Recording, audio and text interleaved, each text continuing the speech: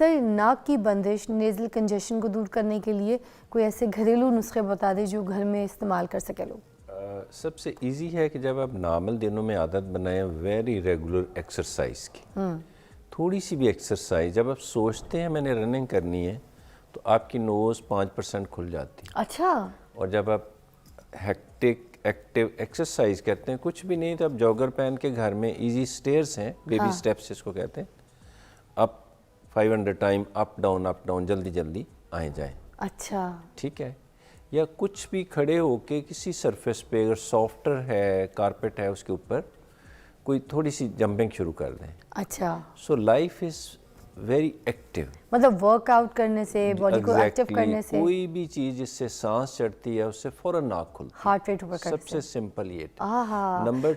और वो जो नमक वाला पानी होता है जिसे कहते हैं एक नाक से लो दूसरे नाक से निकालो, वो भी कर सकते आजकल हैं? जो पानी नाक में डाला जाए वो लिटिल वार्म होना चाहिए। अच्छा। बॉडी टेम्परेचर अच्छा। पे ये 37 सेल्सियस है। और उसमें नमक कितना डालना है? और अगर उसमें नमक डाल लिया जाए, जो हम नॉर्मल वज़ू करते हैं उस नाक के अगले 1/3 हिस्से में होता है, पीछे वाला 80% एरिया नहीं इन्वॉल्व होता। अच्छा। उसमें पानी डालना है तो वो आपकी बात बिल्कुल सही है और ये साइंटिफिक है कि हल्का सा नमकीन पानी, कितना कोई वार्म, 1 गिलास में ½ टीस्पून, इस वाले एवरेज गिलास। जी बिल्कुल। अच्छा। बिल्कुल, ये बहुत अच्छी बात है। लिटिल वार्म सेलाइन वाटर, या आपने वो जो इजी सी ड्रिप आती है, ठीक है, जो नाक के लिए, बॉडी के लिए फ्लश करने के लिए, जी, तो वो ले लें। वो भी यही है 0.9% वाली, अच्छा, मेडिकल स्टोर से। ठीक है। अगर आपने खुद बनाना तो कोई हर्ज नहीं, पानी बॉयल करके ठंडा कर लें। हाँ, उसको रूम टेम्परेचर पे ना हो, बॉडी टेम्परेचर पे। ठीक है। रूम टेम्परेचर आजकल थोड़ा नीचे है। ये वार्म पानी अगर थ्रू एंड थ्रू फ्लश करेंगे, लेकिन ख्याल किया जाए कि ये खाना खाने से, पीने से पहले किया जाए। अच्छा। हैवी खाना खा के ऐसा करने से you may be disturbed. Sir, ये साइनोसाइटिस क्या चीज़ होती है और इससे क्या बचाव है? नोज़ के साथ ऑलमाइटी ने हमारी डिज़ाइनिंग, फॉर्मेशन यूँ की है, इंसान अमेरिका का हो या एशिया का हो, उसकी अंदर बनावट जो है, अंदर फॉर्मेशन एक जैसी है। ये खाली स्पेसेस हैं हमारे नाक की साइडों पे, जो नाक समझे छोटी सी कॉरिडोर है, बरामदा है, उसके साइडों पे बहुत बड़े हॉल हैं। अच्छा। ऑडिटोरियम है। ठीक है। ये साइनस जो है ऑडिटोरियम है, ये नाक से थोड़े से कनेक्शन के साथ है, मसाम के साथ, छोटे से। ये आज के दिन उसी के साइनस खुले हैं, उसी के साइनस में हवा है, जिसने सुबह से कोई माइकल जैक्सन की तरह वर्कआउट किया है। अच्छा, एक्टिव किया है। So life is like a cheetah, life is like Michael Jackson. ठीक है। जो उठता नहीं, हर 10 मिनट बाद, आधे घंटे बाद, जब भी लोग आपके ऑफिस से बाहर जाएं, आप उठ के थोड़ा सा जंप शुरू कर दें। हाँ। थोड़ी सी एक्टिविटी शुरू कर दें, पीटी शुरू कर दें। वो कहते हैं कि घर के हर कोने में जगह जगह लुकिंग ग्लास होना चाहिए, जिस पे आप अपनी पोस्चर, अपनी शेप को बार बार देखते रहें, स्माइल करने की आदत डालें। इस कौम ने स्माइल करना छोड़ दिया है। हम तो सारे काम छोड़ के blame game, social media, miss use of 99% media हमारे इधर सोशल मीडिया मिस यूज़ होता है। अजीम कौम है, best of the best army है। We have to be united, we have to go hand in hand.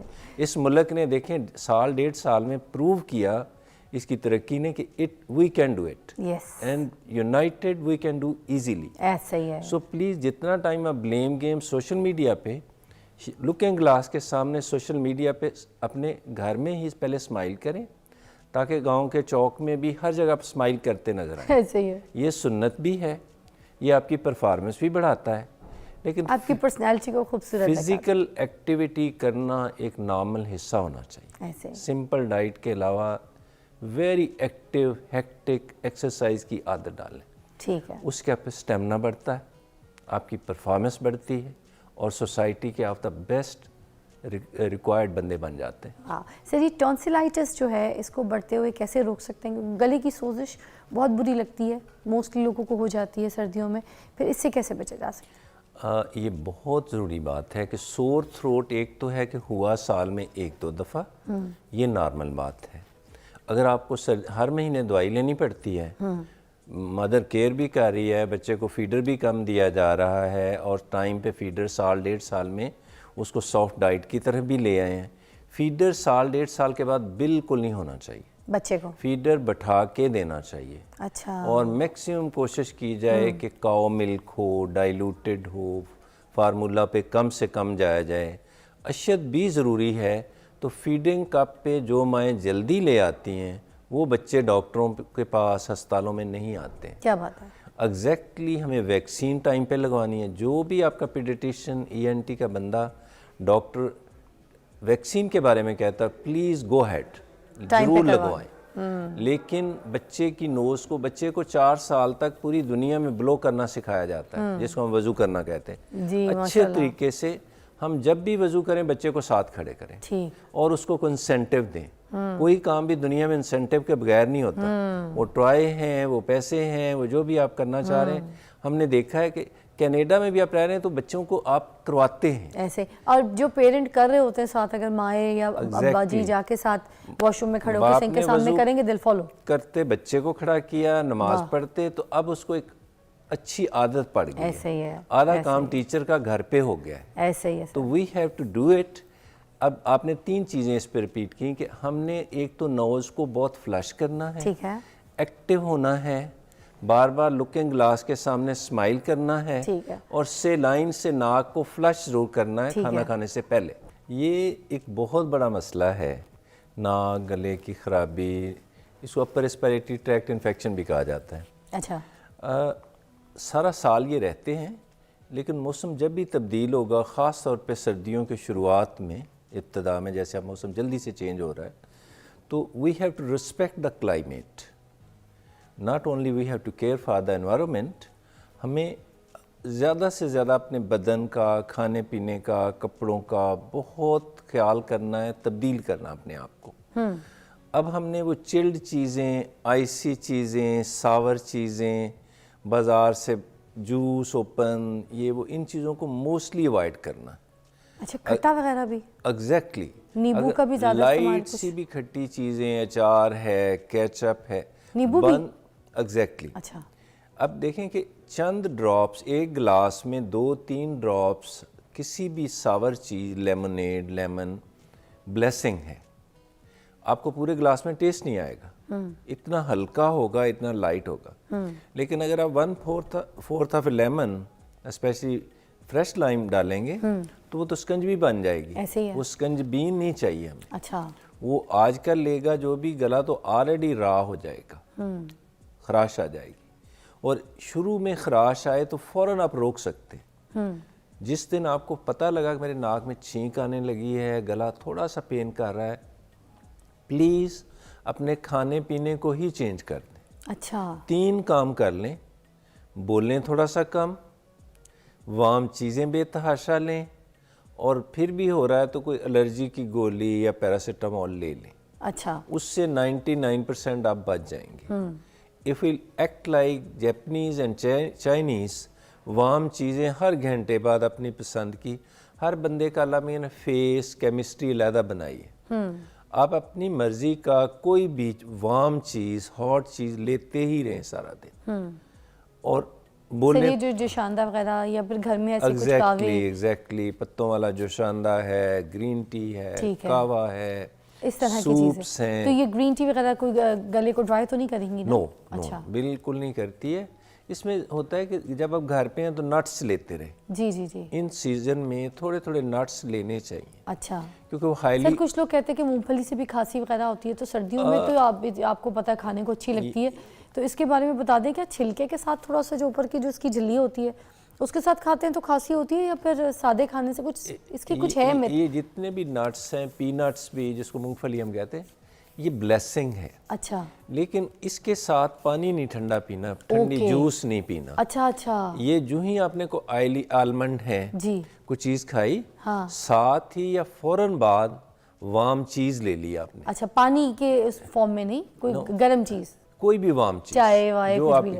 दूध ले लिया, दूध अच्छा। पत्ती ले ली, फौरन बाद या दरमियान में। सर उससे क्या होता है? तो उससे आपका गला बिल्कुल क्लीन हो जाएगा। ओके। उसमें जो ऑयली सी चीज़, जैसे हमारे ज़हन में है कि थोड़ा सा उसे छिलका ना लगा रह जाए, जी जी। उसका ऑयल थोड़ा सा, ये बात तय है कि 99% के लिए ये ब्लेसिंग है। अच्छा। लेकिन 1% को इससे एलर्जी भी होती है। अच्छा पीनट पे, पीनट बटर से स्पेशली हाँ। हो सकती है। अच्छा अच्छा अच्छा, उन लोगों को अवॉइड करना, और वो बहुत कम है, ना होने जैसे। ठीक है। नॉर्मली ये जितने भी नट्स हैं, ये तो अल्लाह मियाँ की बहुत बड़ी ब्लेसिंग है। सर ये जो आम सर्दियों की बीमारियां ये कौन कौन सी हैं जो नाक और गले को बहुत ज़्यादा मुतासर कर जाती हैं, उन स्पेशली बीमारियों को भी एड्रेस कीजिएगा। ये दो मेन फैक्टर्स हैं। नाक अगर आपकी पहले भी थोड़ी सी बंद रहती है, आपको एलर्जी होती है, आपको इन्फेक्शन किसी बंदे को ज़्यादा होती है, जो मुसलसल चल रहे इस सीज़न में बहुत बढ़ जाएगी। हैं। ठीक है।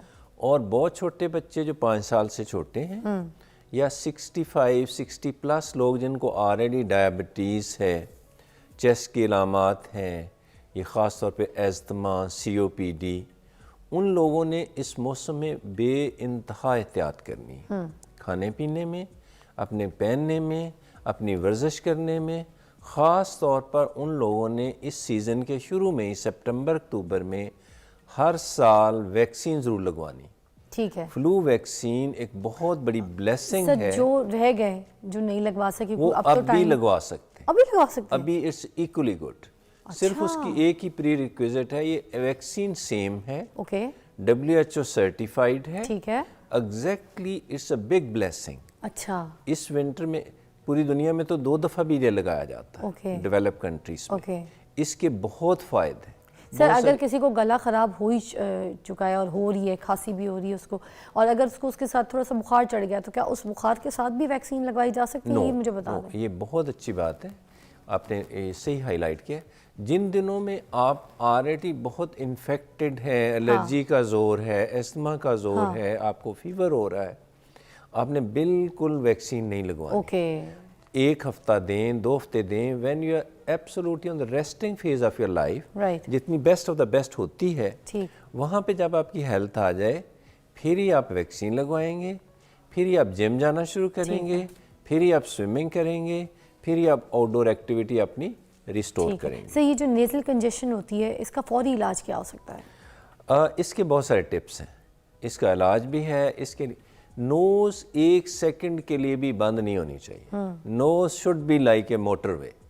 जिसकी नाक ओपन है उसके साइनस ओपन है। नाक की साइडों पे, हमारे फेस पे, फोरहेड पे, हेड, स्कल का, हमारे खोपड़ी का काफ़ी हिस्सा लामिया ने ना बिल्कुल खाली समझें ग्रीन बेल्ट छोड़ी हुई है, हवादार छोड़ा हुआ है। ये हमारे ब्रेन को, हमारी सोच को, हर चीज़ को ओपन रखता है।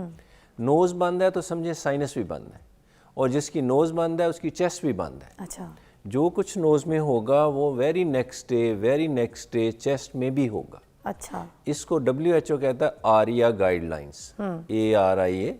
इसको नेट पे पढ़ा भी जा सकता है। जिसकी नोज़ बंद होगी 2-3 साल में एस्थमा और चेस्ट इन्फेक्शन होने का चांस 80% है। अच्छा वास्ट मेजॉरिटी को चेस्ट की अलामात दमे की सूरत में, चेस्ट इन्फेक्शन की सूरत में मिसबा ज़रूर आएंगी। ठीक है इसलिए उन लोगों ने बेइंतहा केयर करनी है। ठीक ख़ास तौर पे ऑलरेडी जिनको मसाइल हैं, नाक में अल्लाह मियाँ ने बिल्कुल अंदर स्मेल का भी इंतज़ाम किया हुआ है, सफाई का भी किया हुआ है। इतनी फाइन झिल्ली लगाई हुई है कि इज़ अ बिग ब्लेसिंग, और same is in the chest. दोनों एक ही तरह की बीमारियों का शिकार सर होते हम हैं। ब्रेक से वापस आते हैं तो इसका कोई हमें नुस्खा भी बता दीजिएगा कि जी, क्या बिल्कुल। कर लें घरेलू, ख़ास तौर पे आप फर्स्ट एड क्या कर सकते हैं, क्योंकि बहुत इरिटेशन होती है